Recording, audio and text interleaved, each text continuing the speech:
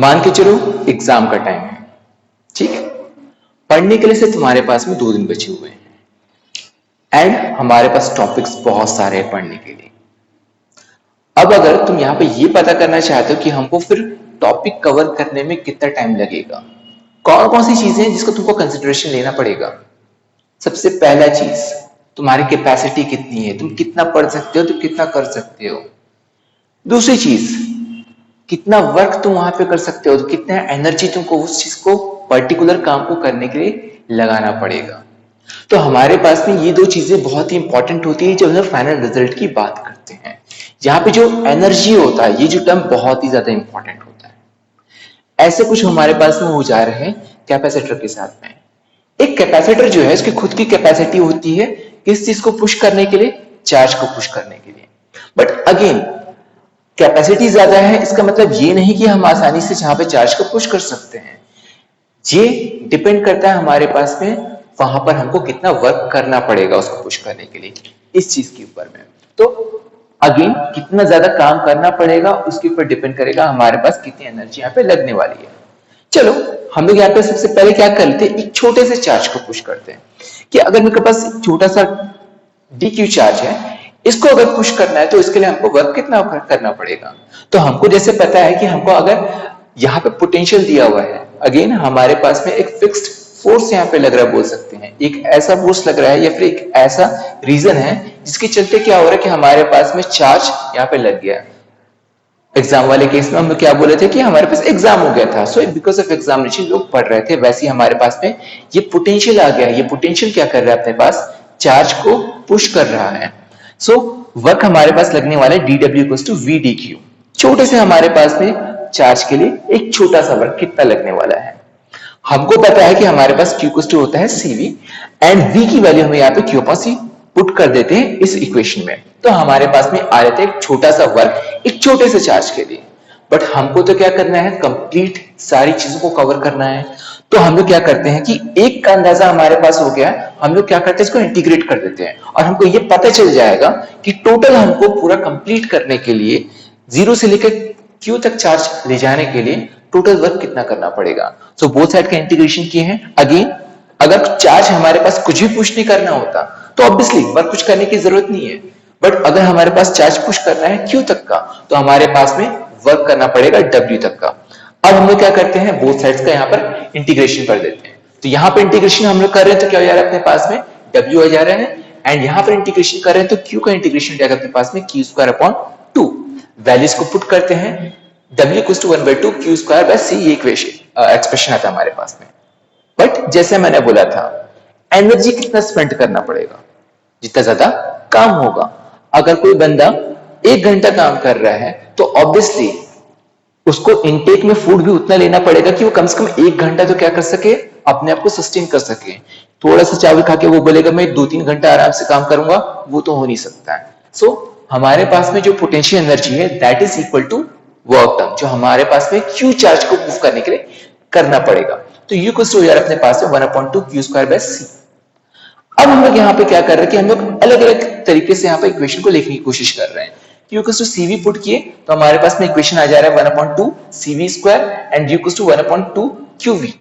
अगर हम लोग और फर्दर इसको सॉल्व करते हैं तो बट बात यहाँ पर ये हो जा रहा है कि हम लोग इतने अलग अलग वैरायटी के फॉर्मुलेस को क्यों देख रहे हैं। फॉर्मूला तो एक ही है, एक्सप्रेशन तो हमारे पास में हमारे पास में यहाँ पर जो क्वांटिटी है वो तो एक ही चीज की है, टोटल हमारे पास में एनर्जी कितना स्टोर है उस चीज की है। बट हम लोग अलग अलग फॉर्मूले इस नाम से निकालने की कोशिश कर रहे हैं कि हमारे पास कंडीशंस तो अलग अलग हो सकते हैं एंड वैरायटी हमारे पास में रहनी चाहिए। फॉर एग्जांपल मान के चलो कि अब क्या होगा कि तुमको हर रोज खाना खाना है। अब खाना किस लिए खाते हैं, हम लोग पेट भरने के लिए खाते हैं। बट होता है क्या कि अगर तुम हर रोज चावल खाओगे फिर हर रोज रोटी खाओगे, बोर हो जाओगे। 2 दिन 3 दिन ज्यादा से ज्यादा 1 सप्ताह खाओगे, फिर बोलोगे चौथे दिन भाई पिज्जा खा लेते हैं, या फिर तुम चाउमीन खा लोगे या फिर कुछ और खा लोगे, because we need different type of varieties. So हमारे पास में यहाँ पर भी हमने क्या क्रिएट कर दिया, अलग अलग वैरायटीज क्रिएट कर दिए जो कि कंडीशंस के ऊपर बेस्ड होते हैं। अभी कंडीशन की बात क्यों आ रही है, मान के चलो कि तुमको बाहर निकलना है, धूप है, ट्यूशन के लिए जाना है, स्कूल के लिए तुमको बाहर निकलना है। अब तुम बोलते हो घर में कि चलो ऐसे करते हैं, पनीर टिक्का मसाला खाते हैं और धूप में मस्त चलते हैं, मजा बहुत आ जाएगा। फिर ऐसे कंडीशन में क्या करोगे? तुम बोलोगे चलो दही बड़ा खा लेते हैं, या फिर कोई दही से बनी हुई जो ठंडी चीजें, आइसक्रीम खा लेते हैं। बट अगर ठंड का मौसम रहेगा तो तुम उस टाइम पर फिर में दही बड़ा ये सब चीज नहीं खाना चाहोगे। इस कंडीशन में तुम कुछ गर्म चीज खाना चाहोगे। सो कंडीशन के हिसाब से हम लोग क्या करते हैं, अलग अलग फ्लेवर का यूज करने की कोशिश करते हैं। सेम चीज हम लोग यहाँ पर कर रहे हैं। हम लोग अलग अलग कंडीशंस के लिए अलग अलग फॉर्मुलेस यहाँ पे लेके आए हैं। अब ये कौन कौन से कंडीशंस होते हैं और कहां पे लगते हैं, अब हम लोग यहाँ पे देखने वाले हैं। अब हम लोग क्या करते हैं कि एक चार्ज के लिए हमने निकाली था कि पोटेंशियल एनर्जी कितना होता है, फिर एनर्जी स्टोर कितना होता है। बट अगर हमारे पास में मोर देन वन कैपेसिटर है, 4 है, 5 है, तब क्या करेंगे?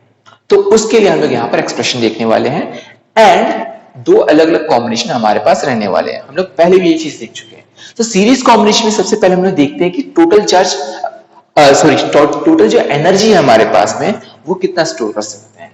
तो अगेन हम लोग शुरुआत टोटल से ही लेके चलते हैं कि टोटल एनर्जी हमारे पास जो कॉम्बिनेशन में है वो हो जा रहा है 1/2 Q² इक्विवेलेंट।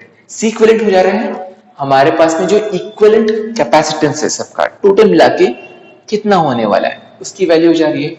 बट हमको यहाँ पे पता है कि ये क्या है, अपने पास में सीरीज कॉम्बिनेशन है। सीरीज कॉम्बिनेशन में क्या होता है, 1/C equivalent equal to 1/C1 1/C2 up to 1/Cn।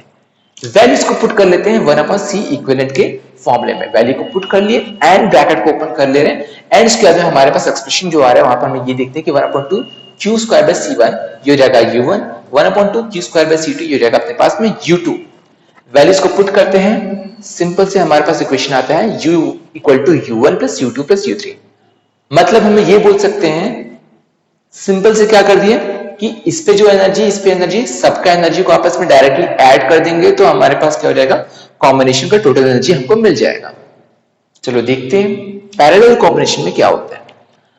अब जैसे कि हमको यहाँ पे पता है कि हमारे पास में जहां पर क्या चीज कांस्टेंट होने वाला है। इससे पहले वाले कंडीशन में क्या देखे थे, फॉर्मूला लिए थे 1/2 Q²/C इक्विवेलेंट। हमने यही फॉर्मूला क्यों लिया, हमारे पास में तीन अलग अलग फॉर्मूले हैं। ये फॉर्मूला हम लोगों ने इस नाम से लिया था बिकॉज हमारे पास में हम चाहते थे कि यहां पर हमारे पास एक कांस्टेंट हो जाए और एक वेरिएबल हो जाए। अगर हमारे पास में दो वेरिएबल रहेंगे तो हमारे पास इक्वेशन को सॉल्व करना थोड़ा सा कॉम्प्लिकेटेड हो जाता है। अगर मान के चलो कि एक ऐसा ग्रुप है जहां पर क्या हो गया कि ना 4-5 लोग हैं और उस दो ग्रुप में दो लीडर हैं। एक लीडर अपने हिसाब से काम कराना चाहता है, एक अपने हिसाब से काम कराना चाहता है।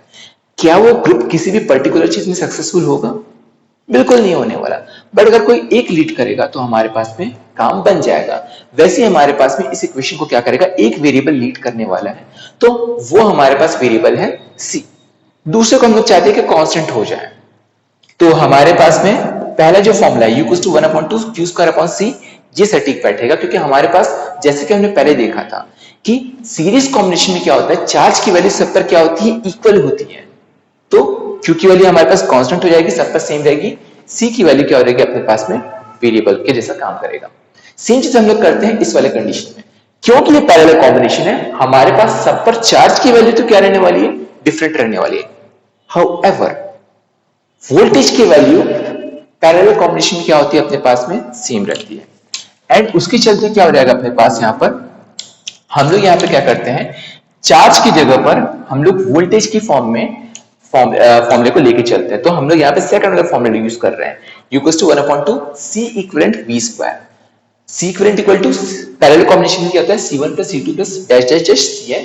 वैल्यू को पुट कर देते हैं। Again 1/2 C1 V² equal to U1, 1/2 C2 V² equal to U2 जा रहे हैं। फिर क्या हो जा रहा है, वैल्यू को पुट करते हैं और हमको ये देखने मिलता है कि U = हो गया U1 + U2 + dash dash dash U1। दोनों कंडीशंस में हमारे पास क्या हो जा रहा है, एनर्जी की वैल्यू जस्ट क्या हो जा रहा है, एडिशन करने से हमको मिल जा रहा है। चाहे सीरीज कॉम्बिनेशन हो या पैरेलल कॉम्बिनेशन हो, कोई फर्क नहीं पड़ता है। इन द एंड अपने पास फॉर्मूला क्या हो जा रहा है, सेम जा रहा है।